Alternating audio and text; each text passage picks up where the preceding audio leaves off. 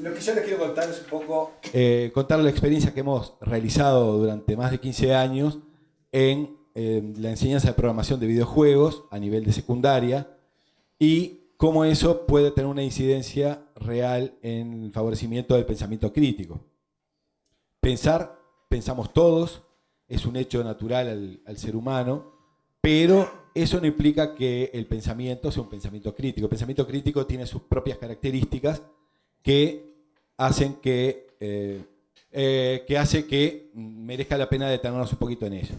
El pensamiento crítico no es un pensamiento desordenado, es un pensamiento que tiene que tener unos ciertos criterios de análisis, de evaluación, de generación de inferencias, tiene que haber una estructura disciplinaria en cuanto al intelectual para que uno pueda ir aprendiendo sobre su propio aprender.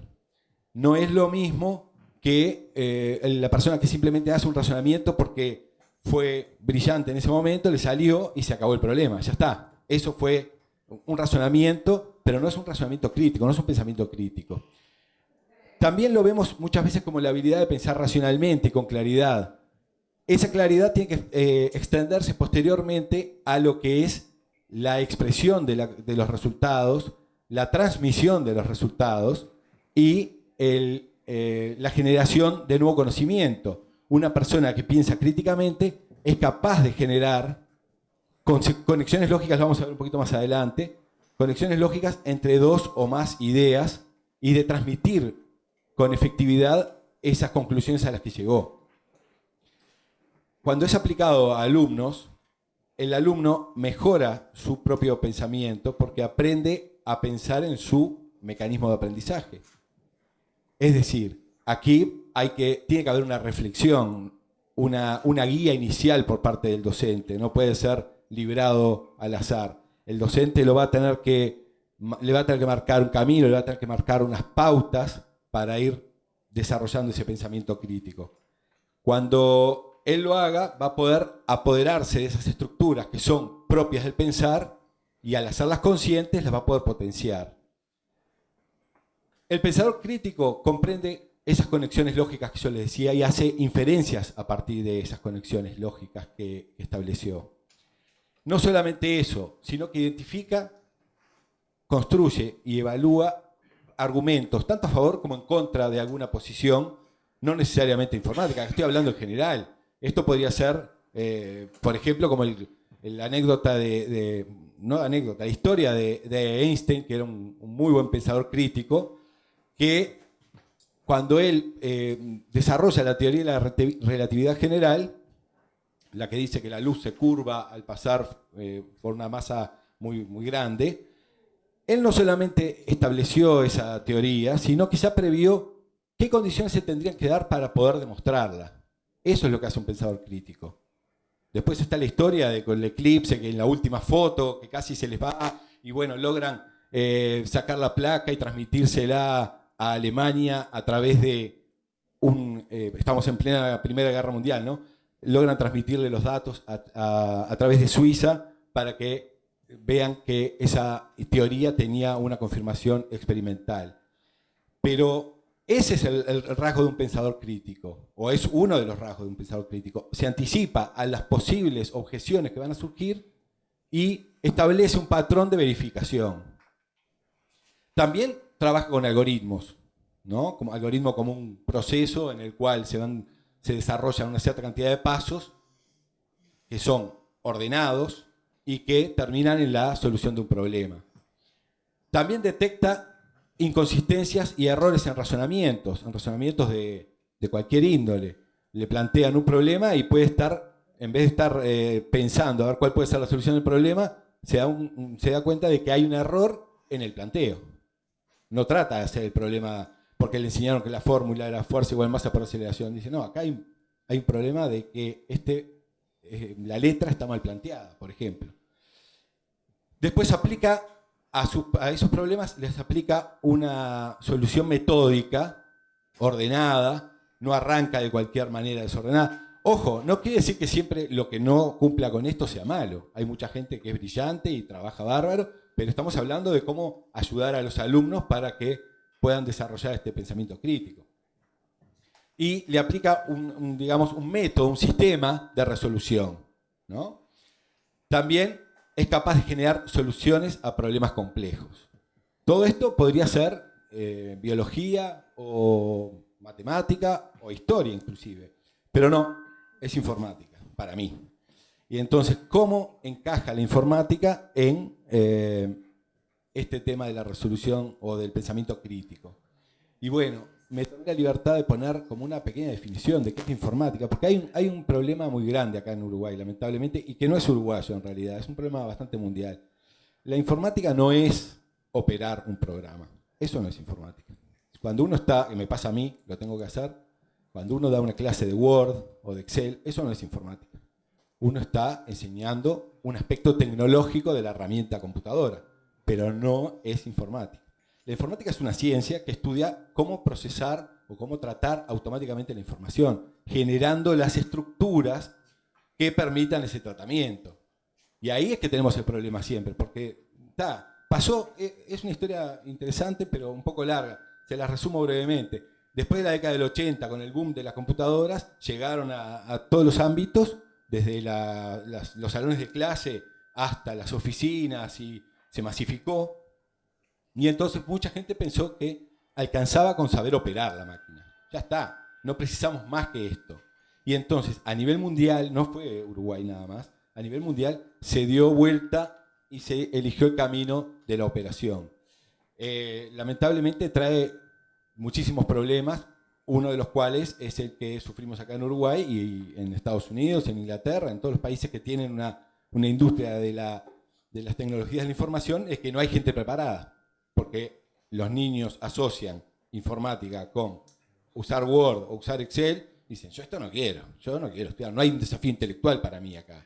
Está bien, hay que saberlo, no digo que no, pero no es el motor. Algunos países han reaccionado, como Inglaterra, que el año pasado marcó la informática con la programación como materia núcleo, junto a la matemática, la historia y la lengua inglesa, de toda la educación, desde escuela hasta el liceo, todos tienen que tener programación.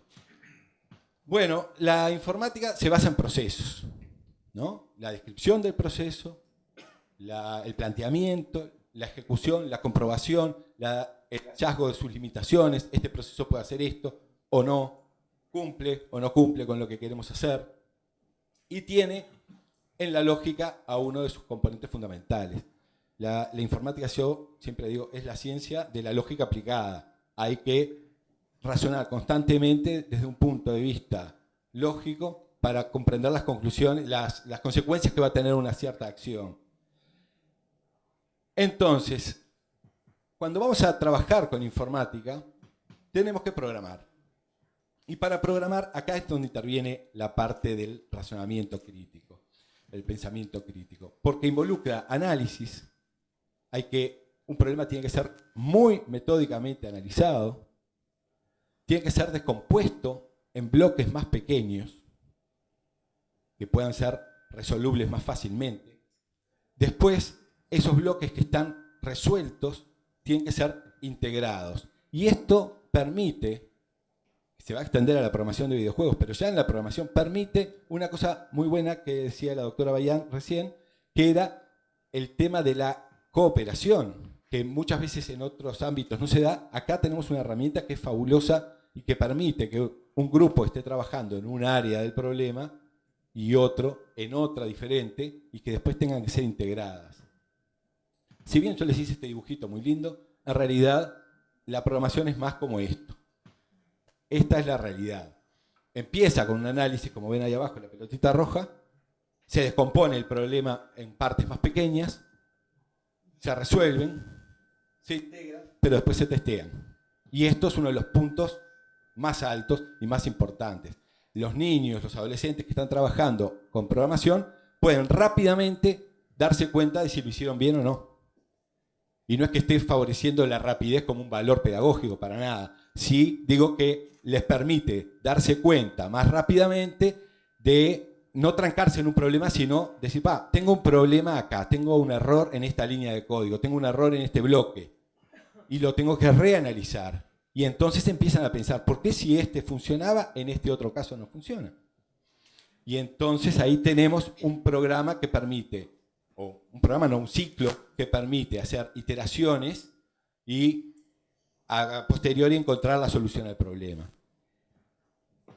Ahora, esto es todo muy lindo a nivel de adolescentes más grandes. ¿Qué pasa cuando uno quiere trabajar con chiquilines de 12, 13, 14 años?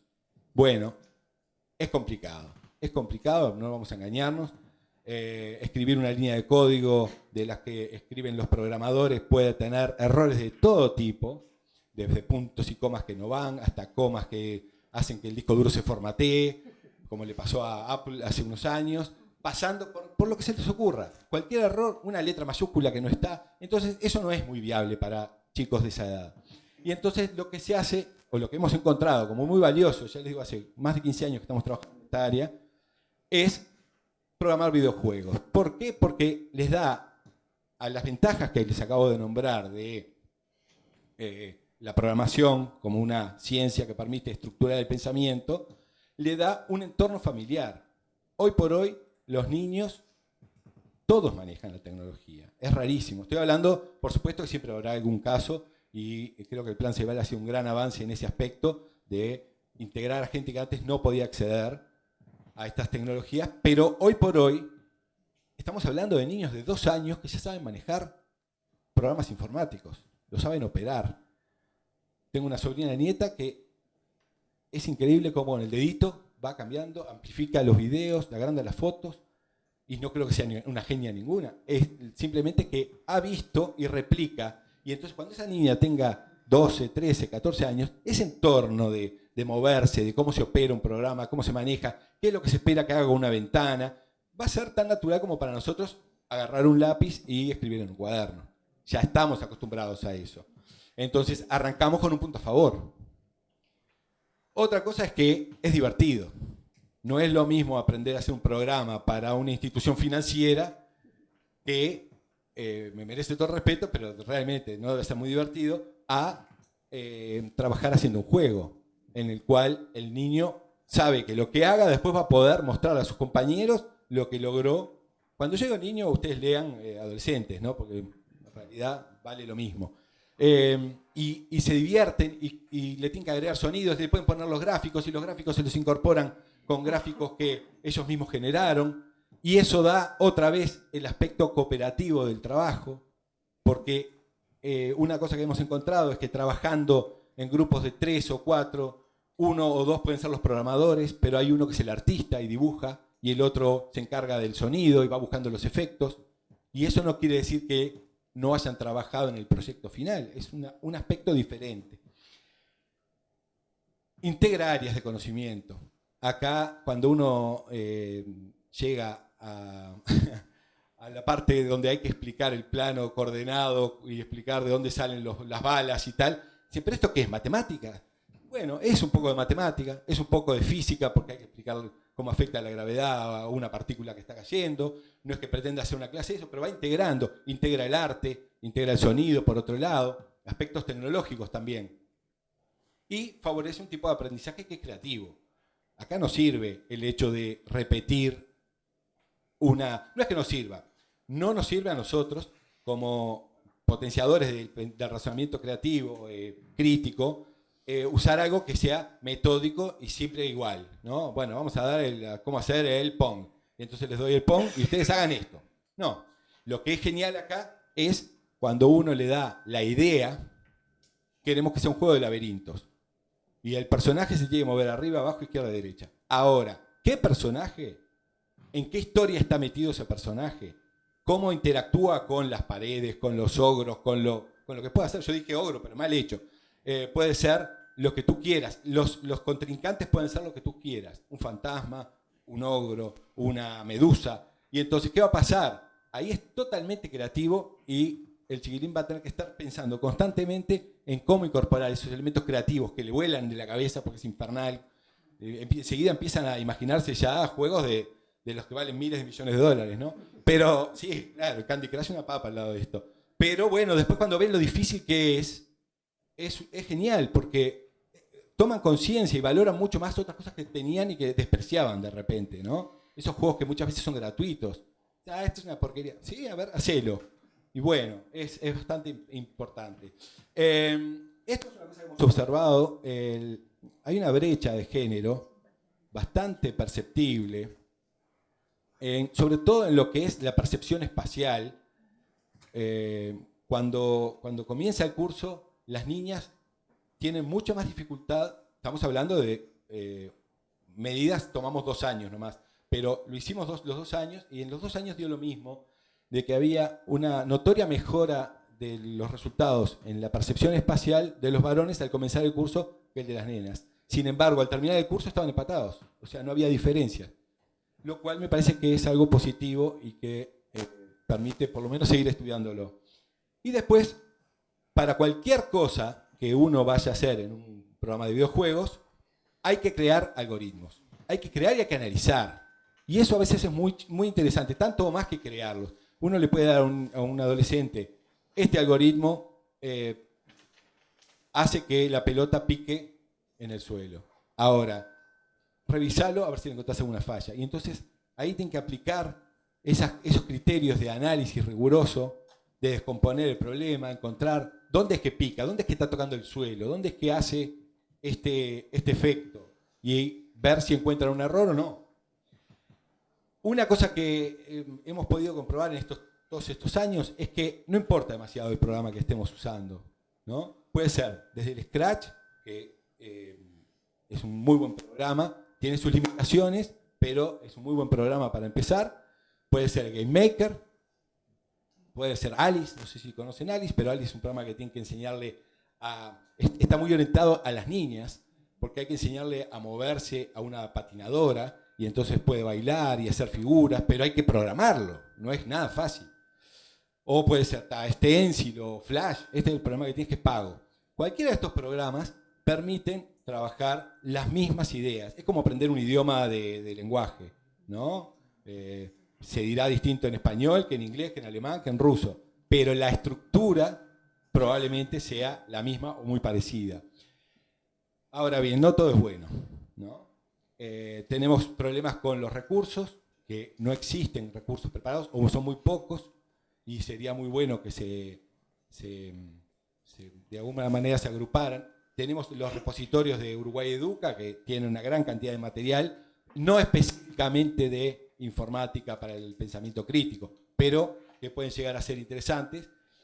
Lo que decía la doctora Bayán, cuando tenés poco tiempo, el aprendizaje operativo es mucho más, por lo menos visible como un camino, que el romperse la cabeza preparando un curso. No estoy diciendo despreciativo ni peyorativo, es la realidad. Todos los docentes de este país corremos de un lado para el otro y no siempre podemos hacer lo que queremos. Este punto es muy importante. No es obvia la transferencia directa, hay que hacerla visible. O sea, el procedimiento o los logros que obtenemos con el pensamiento crítico en el área de la programación de videojuegos, hay que hacerlos visibles para otras materias. Eso sería muy bueno, trabajar coordinadamente con profesores de matemática o de ciencias físicas para que vean que el procedimiento puede ser el mismo en cualquiera de las ramas. Y por último, lo que hablábamos, no hay una preparación, en los docentes de informática muchas veces no hay una preparación específica que los haga poder enfrentarse a la programación con naturalidad. Y acá lo último que quiero quebrar una lanza es porque hay que largarse a aprender programación. Y es muy bueno que aprendan junto a los chiquilines. Porque contrariamente al modelo de la escuela del siglo XIX, en el que el profesor está parado arriba de la tarima y dice todo lo que tiene que hacer, el modelo del docente que está circulando y que participa con los chiquilines aprendiendo al mismo tiempo que ellos, es algo que redunda en un beneficio enorme para ellos y los hace ver al docente como una persona mucho más próxima. Bueno, nada más. Muchas gracias.